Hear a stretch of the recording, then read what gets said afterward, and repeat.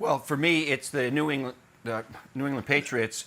53.7 winning percentage for teams last year, but that metric is a little bit misleading because every team changes, okay? But here's some quirks that they have. Yeah, they have a new quarterback. That guy that played quarterback for 20 years is gone. Jarrett Stidham is the guy now, fourth rounder out of Auburn last year. Guess what? He threw 4 passes last year.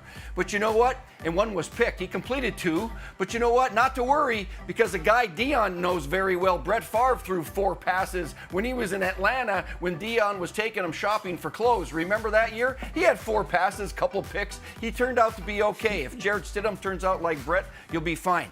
Then they have some quirks in the schedule. 3 games in a row on the road. That doesn't happen very often. They go to the LA Chargers. They're going to stay there because the next Thursday night game is in LA in the same stadium. They're going to have their clothes in the same locker. Just stay there and practice. All right, that's fine. But then you come home and you got to go to Miami. Now, in Miami, their record since 2013 is just 2-5. So there's a road stretch that's pretty tough out there. And here's one more quirk. They play the Jets at the Jets on a Monday Night Football. And then they come back and they play Lamar Jackson with the Baltimore Ravens in a short week. You don't want a short week to play that guy because it's a crazy offense to defend. So that's a tough spot to play the Ravens, even though it's at home for New England. Deanne, what do you got? Mooch, I'm glad you mentioned the Jets. And first and foremost, I took Brett Favre to the hood to get some real clothes, and he never wore them, just for the record. I don't know why, but they look good on him.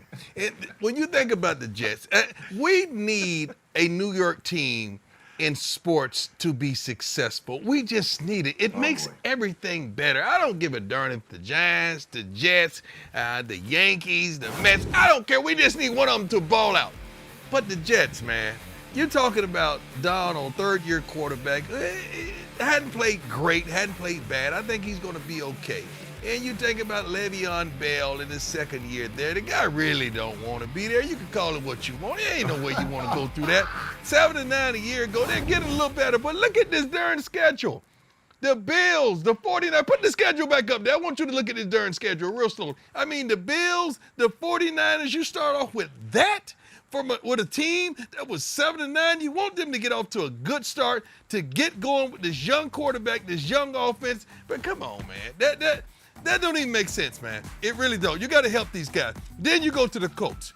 Then you go to the Broncos on Thursday night. The Cardinals. Thank you for that breather. The Chargers. Thank you, Jesus, for that. The Bills are good. The Chiefs are excellent. The Patriots. We don't know who's going to quarterback, but guess what? The Dolphins, man, come on, man. This is unbelievable to throw these guys in this type of fire and to end up with the darn Seahawks, Rams, Browns, and Patriots. Thank God for the Browns. Woo! Thank you, Jesus, for the Browns.